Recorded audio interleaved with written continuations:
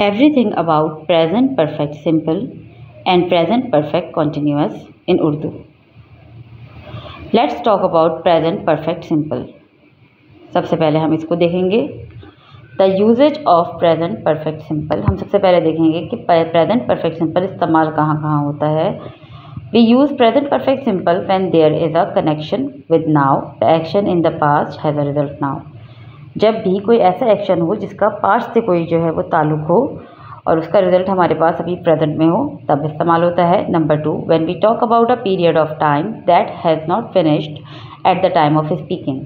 कोई भी ऐसा टाइम, कोई भी ऐसा वक्त या कोई भी ऐसी चीज़ जिसके बारे में जब हम बात कर रहे हों तो वो उस वक्त फिनिश नहीं हुई हो। Number 3, we use present perfect when we talk about a period of time that continuous from the past up till now.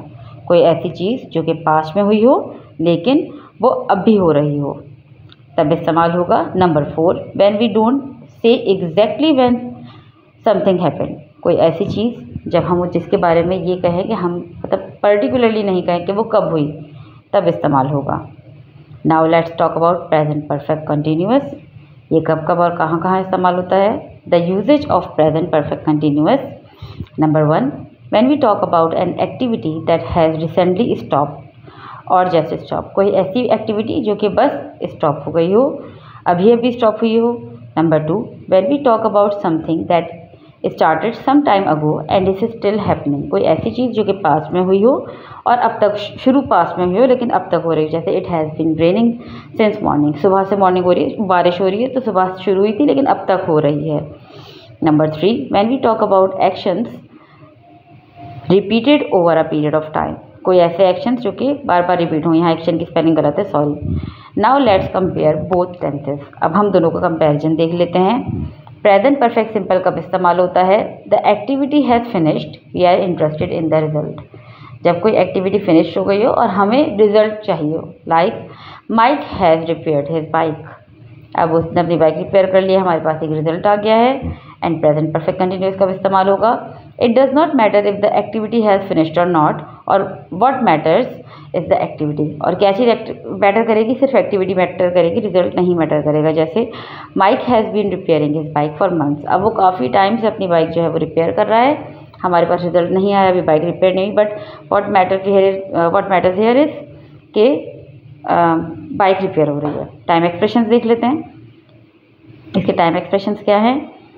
For और सिंस जो है वो टाइम के लिए इस्तेमाल होता है। फॉर और भी चीज़ों के लिए होता है द प्रेपोजिशन, लेकिन टाइम के लिए भी इस्तेमाल होता है। जैसे कि for a week, for a year, for ages, for 2 hours, for 4 weeks, for 20 minutes. ये उन चीज़ों के लिए इस्तेमाल होता है जब हमें पता ना हो कि कब पर्टिकुलरली हमारे पास कोई टाइम नहीं होता। सिंस होता है किस चीज़ों के लिए इस्तेमाल, जब हमें पर्टिकुलरली पता होता है time. Like since last week, since last September, since 8 o'clock, since Monday, since I got up. इसमें टाइम पर्टिकुलर होता है। लाइक अगर मैं बोलूँ सिंस मंडे, तो मंडे मेरे पास एक पर्टिकुलर डे है। लेकिन अगर मैं जो बोलूँ फॉर अ डे, मतलब फॉर दैट डे बोलूँ या फॉर अ वीक बोलूँ, तो मुझे पर्टिकुलर टाइम नहीं पता।